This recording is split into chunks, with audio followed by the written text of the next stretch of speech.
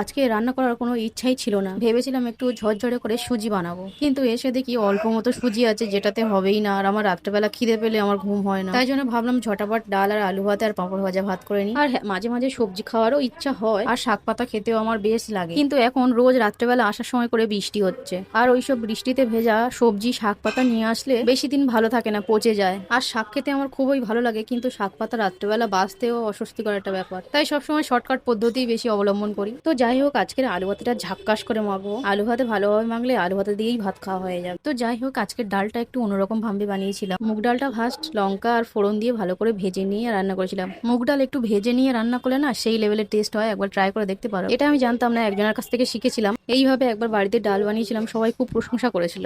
তো চলো এখন খেয়ে নেওয়া যাক। আজকের ভিডিওটা এই অবধি, পরের ভিডিওতে আবার দেখা হবে।